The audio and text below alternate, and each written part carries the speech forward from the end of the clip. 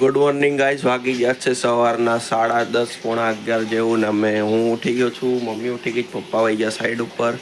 જય શ્રી કૃષ્ણ ને જય માતાજી બધાને. હોપ તમે બધા મજામાં જ હશો. હજી મારે નાહવાનું બાકી છે. પપ્પા નાહીને સાઈડ ઉપર વહી ગયા નાસ્તો કરીને, અને મમ્મી બાથરૂમમાં કપડાં ધોવે છે અને એક હજી સૂતો છે. Good morning.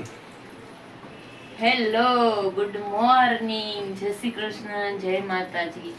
સ્વાગત છે તમારું નવા બ્લોગમાં. અને આજની બ્લોગની શરૂઆત બ્રશ ધોવાથી બાથરૂમમાંથી અને બ્રશ ધોવાથી. આપણે છે નવા કામ કર્યા હતા. આ બ્રશ વ્હાઈટ હતું, વ્હાઈટ અને પિંક કલરનું. તો મારી મશીનની દોરી હતી ને બહુ કાળી થઈ ગઈ હતી, તો ઈ ઓઇલ આખું થઈ ગયું. નવી દોરી લઈ લેવાય. ઈ પાછી કાળી જ થઈ જાય, કારણ કે ઈ પપ્પાને મેં પૂછ્યું ને તો ઓલું એલ્યુમિનિયમ નું જે ઓલું સર્કલ ઘસાઈ ને એવું ઘસાઈ ને પણ ઈ ઘસાઈ આખી દોરી ઉપર ઓઇલ જામી ગયું હતું. તો એના છીટકા ઉડતા હતા ઓઇલના. પછી હું ગોળ ગોળ ફરે ને તો એમ પપ્પા કે કાલે મને કે ધોઈ નાખે ને એટલે કે ક્લીન થઈ જાય. તો મેં ધોવા માટે કાઢી ગરમ પાણીમાં બોળીને પછી મેં કીધું લો બ્રશ મારું, તો દોરી ચોખ્ખી થઈ ગઈ ને બ્રશ કાળું થઈ ગયું. તો બ્રશ ધોઈ નાખ. તો આજે કપડા ધોયા તો થોડુંક તો ક્લીન થઈ ગયું. બાકી તો કાલે તો એકદમ ઓલા બ્લેક કલરના વાળ હોય ને એવું બ્લેક થઈ ગયું. કપડા ધોવાઈ ગયા છે. આજે થોડાક જ હતા એટલે મશીનમાં ન ધોયા અને જાતે ધોઈ નાખ્યા છે. અને હજુ અડધાવનું તો ગુડ મોર્નિંગ બી નથી. અડધાવને તો જો જીને ગુડ મોર્નિંગ જ છે. અને શ્રાવણ મહિનાની શરૂઆત થઈ ગઈ છે. કાલ પહેલો સોમવાર આવશે. કાલે પહેલો સોમવાર આવશે તો આપણે રહેવાનો છે, ઉપવાસ કરવાનો શ્રાવણ મહિનાના સોમવાર. આપણાથી લોકો તો આખો શ્રાવણ મહિનો કરતા હોય, આપણે શ્રાવણ મહિનો તો ન કરીએ. હવે આગળ આખા દિવસનું શું રૂટીન છે એ તમને બતાવશું. અને હા, હમણાં 2-3 દિવસથી છે ને વ્લોગ બનાવવાનો ટાઈમ નતો મળ્યો. એટલે 2-3 દિવસથી ગાડી જોરમાં હતી. હા, મારી એક કસ્ટમર આવી હતી વડોદરાથી. તો એ કે મને તમે બધું બનાવી દો, સીવી દો. તો એ અહીંયાથી બધા મટીરિયલ્સ લઈ આવી હતી. તો મારે થોડુંક અર્જન્ટમાં એનું સીવવાનું આવી ગયું હતું. એને ગઈકાલની ટિકિટ હતી એટલે એ 2 દિવસ 3 દિવસ કન્ટિન્યુ બધું એનું સીવવાનું હતું. તો આપણે થોડાક એમાં બિઝી હતા એટલે બ્લોગ બનાવવાનો ટાઈમ કાંઈ મળ્યો નહોતો. તો આજે મેં કીધું કે ચલો ફ્રી થયા છે તો બ્લોગ ચાલુ કરી દઈએ. અને 2 દિવસ આપણે ભજનમાં ગયા હતા ને તો એ ભજનનો બ્લોગ મૂક્યો હતો. ભજન અલગ હોય, કીર્તન અલગ. તો એ કીર્તનનો બ્લોગ આવ્યો હતો. તો હવે આગળનું આજથી પાછા રૂટીનમાં આવી ગયા છે. જે બી હશે આખા દિવસનો કાર્યક્રમ તમને બતાવશું. તો હવે આગળ મળીએ. મમ્મી ને અમે બધા નાઈ લઈ, નાસ્તો કરી લઈ, પછી મળશું પાછા. ગાઈસ વાગી ગયા છે બપોરના 1:30 અને અમે ત્રણે હવે જમી લીધું છે. મેં મમ્મી અને કટુએ જમી લીધું અને પપ્પા હવે જમવા આવ્યા છે. ઈ જો શું ખાય?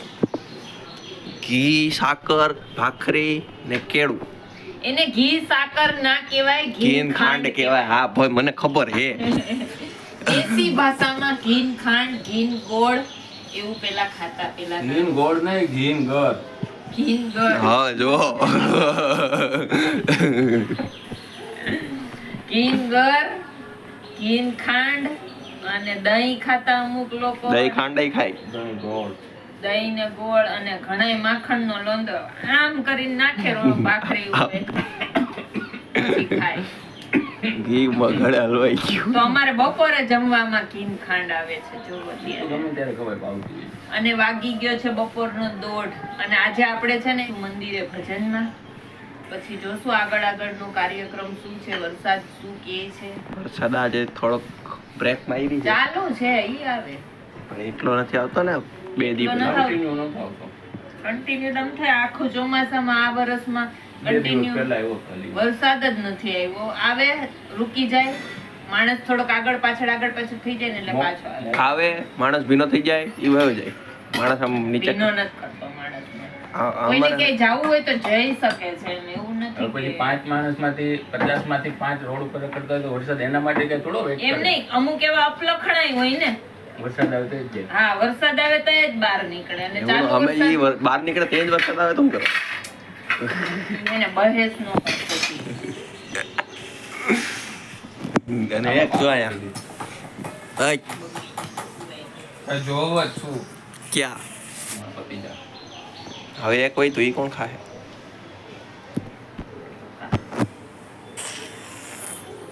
ચાલો તો જમી લો, પછી મળશું. મમ્મી જાય ને ક્યાં કથામાં અત્યારે બતાવશે મમ્મી. રોજ 20 રૂપિયા બનાના લઈ આવવાનું. 4 આવે. 4 એક એક ખાઈ લેવાનું.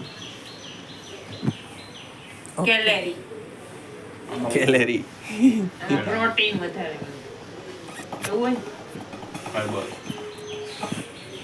ફાઈબર ના તો ગ્લાસ ને ડીશ ને ઈ આવે.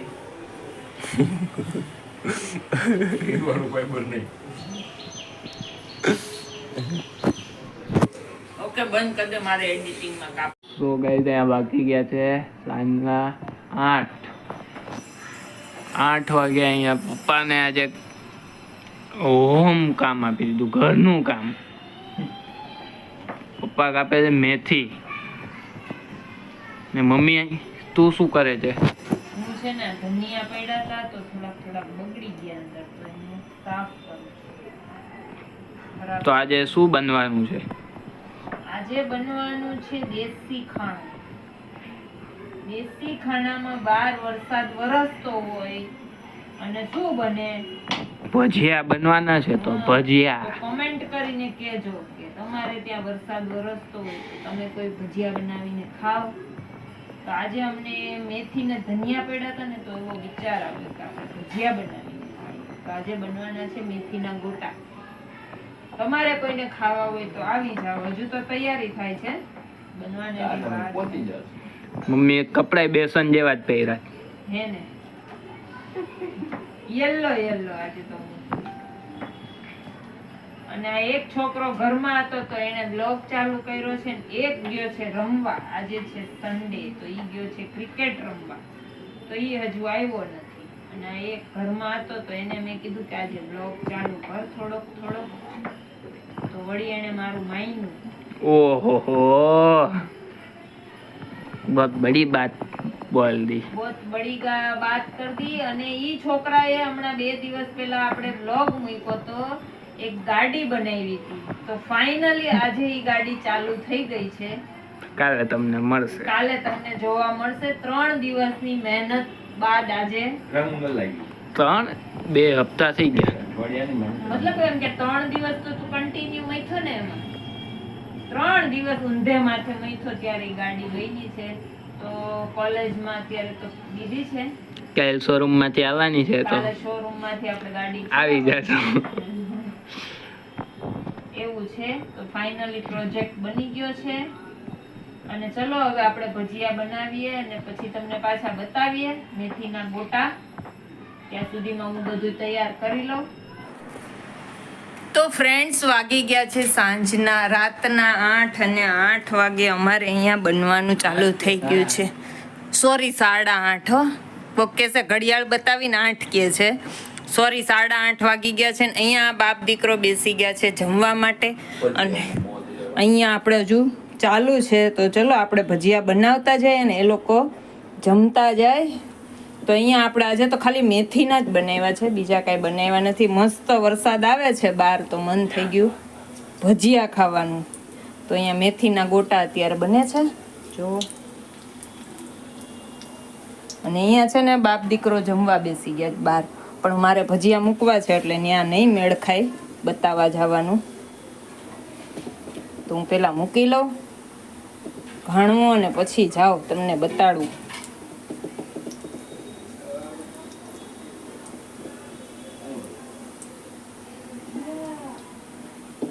તો જુઓ ગાઈસ અહીંયા મારા ભજીયા બને છે અને અહીંયા આ લોકો જમવા બેસી ગયા છે.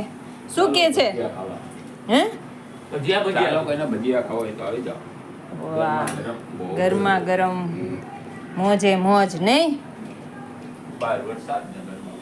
બહાર વરસાદ ને ઘરમાં ભજીયા.